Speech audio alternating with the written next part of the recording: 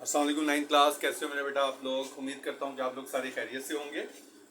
आज एक नई वीडियो के साथ आप लोगों के सामने हाजिर हूँ। आप लोग जैसा कि जानते हैं कि इससे पहले हम लोगों ने पिछली वीडियो के अंदर एक्सरसाइज नंबर 7.2 का क्वेश्चन नंबर 5 और 6 किया था। तो आज की इस वीडियो के अंदर हम लोग क्या करेंगे, मैथ्स की एक्सरसाइज नंबर यानी कि 9th के मैथ्स के एक्सरसाइज नंबर 7.2 का क्वेश्चन नंबर 7 से जो है वो हम लोग आज की इस वीडियो को स्टार्ट करेंगे।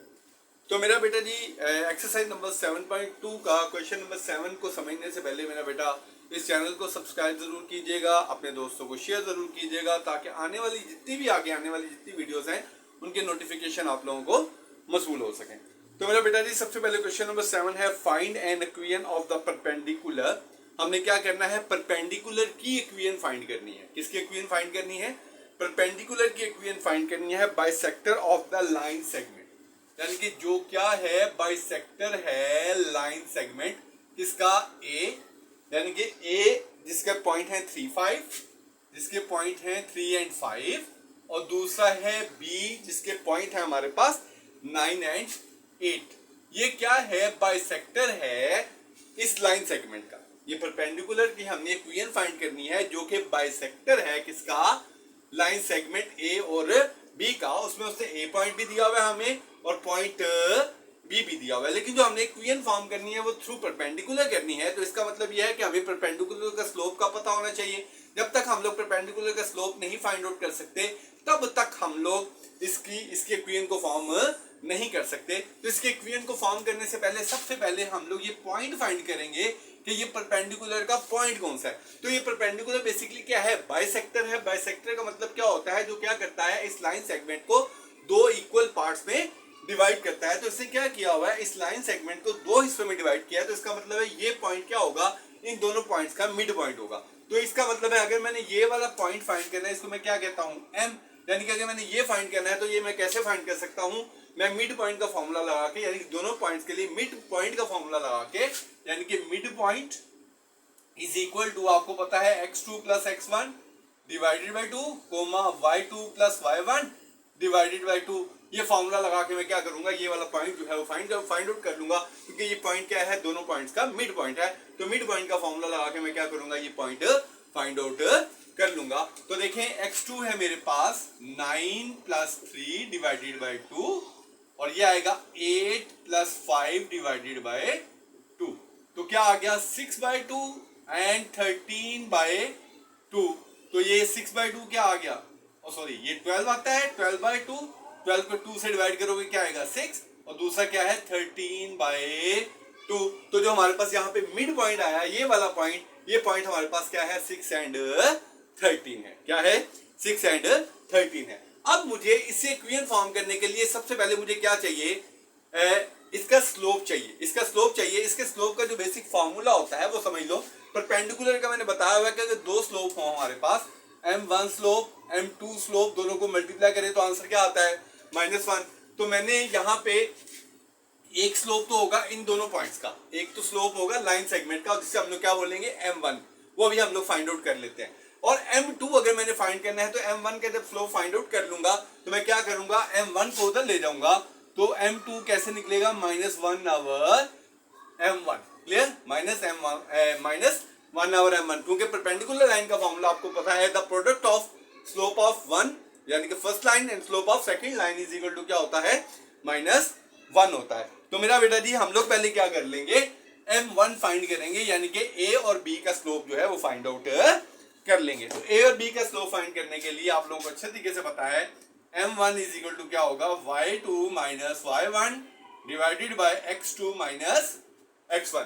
तो यहां देखें, y2 मेरे पास क्या है, 8 माइनस 3 डिवाइडेड बाय 8 माइनस 5, क्योंकि y2 माइनस y1 है, x2 माइनस x1 है, 9 माइनस 3। तो यहां देखें, m1 मेरे पास क्या आ गया, 8 माइनस 5 क्या आ गया, 3 डिवाइडेड बाय 9 माइनस 3 क्या आ गया, 6। तो आएगा मेरे पास 1/3। क्या आ गया मेरे पास, 1/2।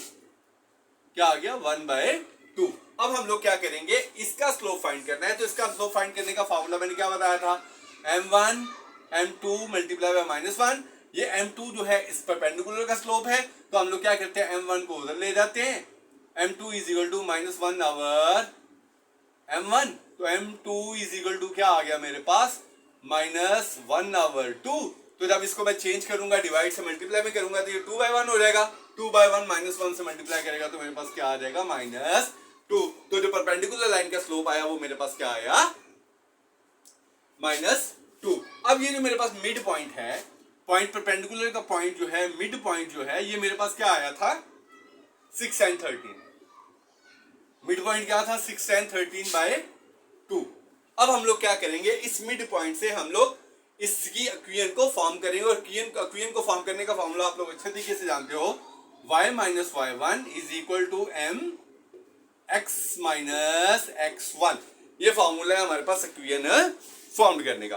तो देखो मेरा बेटा जी, सबसे पहले y आपको पता है हमारे पास वैल्यू नहीं है, ये ऐसे रहेगा, और y1 क्या है मेरे पास 13/2 इज इक्वल टू स्लोप क्या है मेरे पास m2 जो है -2, x आपको पता नहीं है, -x1 की जगह पे क्या आएगा 6। तो यहाँ पे देखो हमारे पास y -13/2 इज इक्वल टू -2 को अंदर मल्टीप्लाई कर लोगे -2x, और ये +12। यहाँ पे क्या है एलसीएम है 2, तो सबको क्या करूंगा, अगर जितना एलसीएम हो सबको मैं क्या करूंगा 2 से मल्टीप्लाई कर लूंगा। यहाँ लिखेंगे मल्टीप्लाई बाय 2, तो इसको मल्टीप्लाई किया 2y आया, इसको करोगे तो 2 से क्या हो जाएगा, 2 से कैंसिल, तो क्या आ गया खाली -13।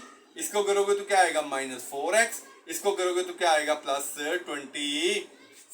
तो अब मैं क्या करता हूँ, इन सबको इधर ले आता हूँ, -4x इधर आके +4x, और ये +2y, और ये इधर आके -24, और ये -13 इज इक्वल टू 0। तो क्या आएगा 4x + 2y, तो -24 और माइनस ये -37 इज इक्वल टू 0। तो ये हमारे क्या होगी, परपेंडिकुलर की इक्वेशन फॉर्म्ड हो गई। तो मेरा बेटा जी ये था हमारे पास क्या, exercise number, question number 7, exercise number 7.2 का question number 7। Clear.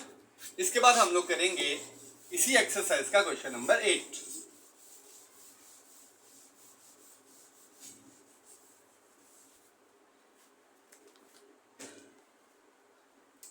Question number 8। तो मेरा बेटा जी क्वेश्चन नंबर 8 देखें, find an equation of the line through, यानी कि जो लाइन है कौन सी है लाइन, -4 एंड -6 ये लाइन है। इस लाइन से हमने एक इक्वेशन को फॉर्म करना है, and perpendicular to a line having slope, और जो परपेंडिकुलर है उसका हैविंग स्लोप यानी कि m जो है इज इक्वल टू क्या दिया उसने -3/2, -3/2। क्लियर। तो देखो मेरा बेटा जी सॉल्यूशन के अंदर स्लोप उसने हमें slope perpendicular to a line having slope, यानी कि ये इस लाइन का जो स्लोप है वो ये है।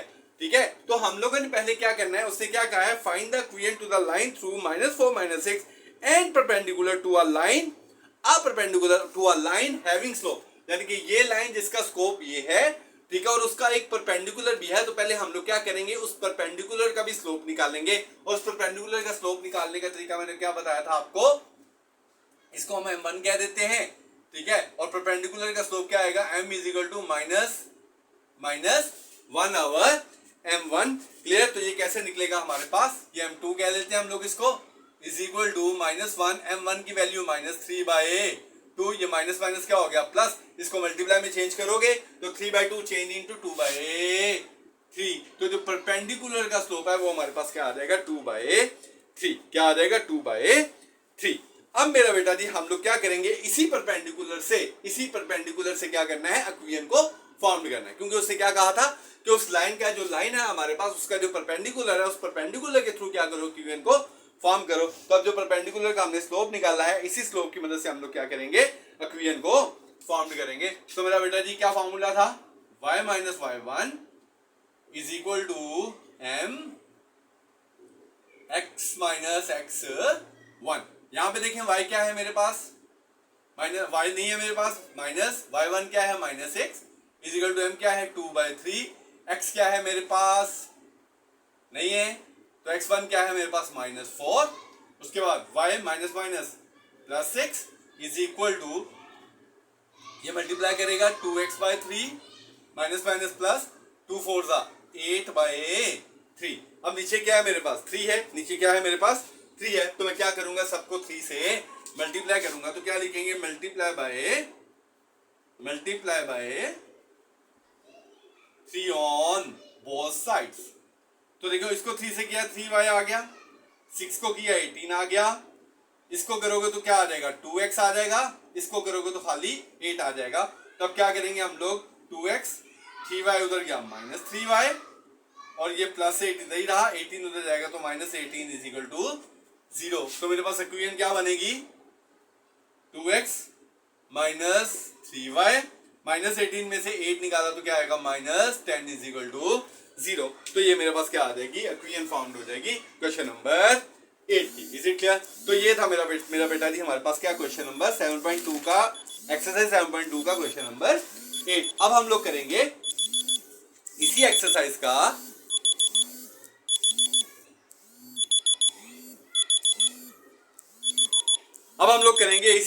का question number 9। Find an equation of the line through 11 minus 5।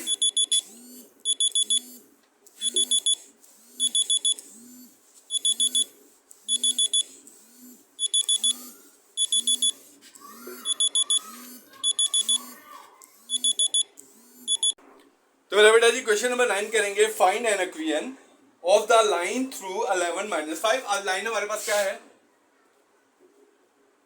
11 and minus 5, 11 and minus 5 and the parallel to a line with a slope. Simply parallel है तो हमें कुछ भी फाइंड करने की जरूरत नहीं है, स्लोप उसने दे दिया m इज इक्वल टू क्या दिया हमें -24। तो सिंपल तरीके से हम इसको क्या करेंगे सॉल्व कर देंगे। कैसे y minus y1 is equal to m x minus x1। y वैसे ही y1 की जगह पे -5 आ गया, m माइनस 24, x वैसे ही x माइनस 1 की जगह पे 11 आ गया। तो ये y plus 5 is equal to -24x minus 4 carry 11 to the 264। अब चेंज कर लेते हैं, इसको इधर ले आते हैं, इधर आके प्लस हो गया, ये +5, ये +5, y प्लस 5, ये माइनस उधर आके प्लस हो गया इज इक्वल टू 0। तो क्या करेंगे 24x प्लस y दोनों को प्लस करो 269 इज इक्वल टू 0। तो ये मेरा पास बेटा जी आ गया एक्सरसाइज नंबर 7.2 का क्वेश्चन नंबर 9। अब हम लोग करेंगे इसी एक्सरसाइज का क्वेश्चन नंबर 10। अब उसने क्या किया होगा क्वेश्चन नंबर 10 के अंदर उसने इक्वेशन दी होगी, हम लोगों ने क्या करना है उस इक्वेशन में से स्लोप फाइंड करना है, उस इक्वेशन में से स्लोप फाइंड करना है और स्लोप के साथ साथ जो उसने कहा होगा, यानी कि देखो convert each of the following equation into slope, intercept form और two intercept form and normal from.